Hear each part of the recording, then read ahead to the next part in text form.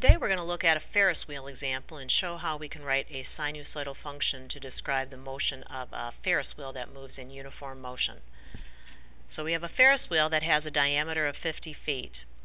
When it's running at full speed, it makes a revolution in 40 seconds.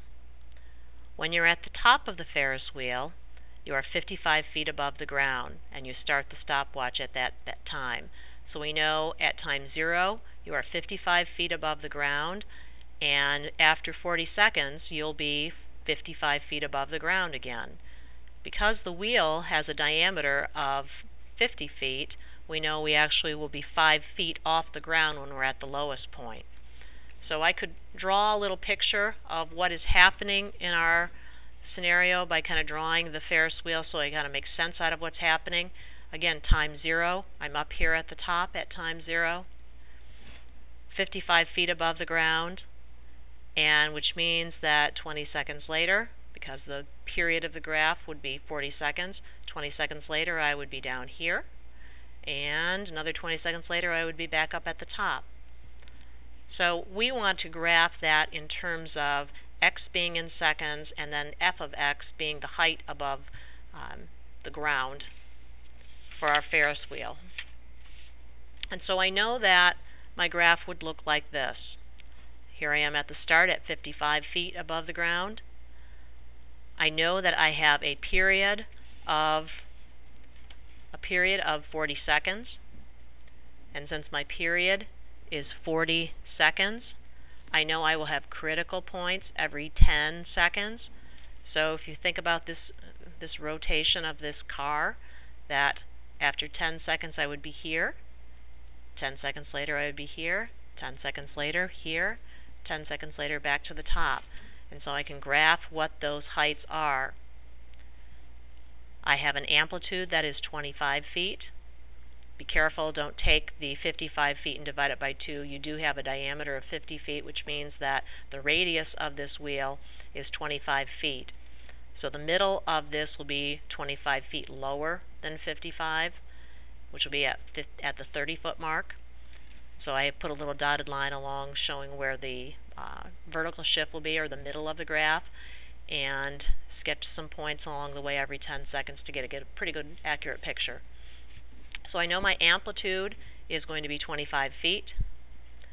We know that the period is 40 seconds, so my little coefficient b is going to be 2 pi divided by 40 seconds, or pi over 20 seconds.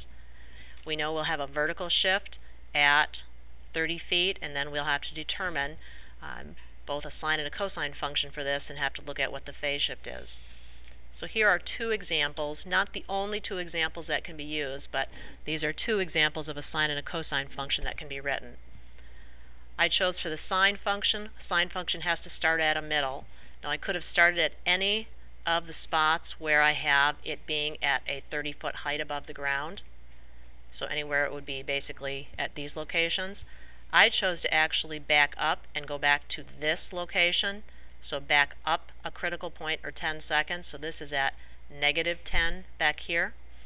And so I started my sine function with a phase shift to the left at -10 seconds, but we would need the 25 feet. Our little b, we calculated up above. I'm phase shifting starting at a middle at -10 seconds, so x plus 10 seconds here, and I've got my vertical shift at 30 feet.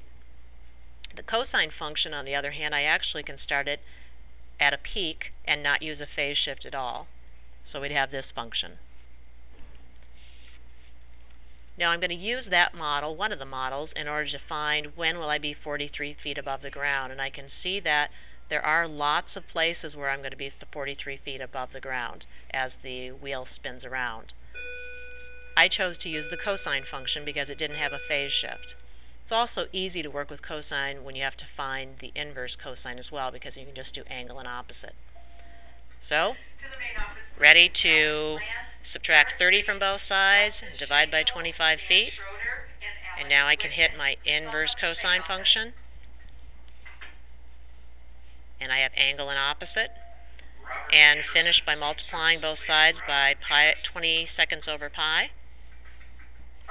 and I get a general solution.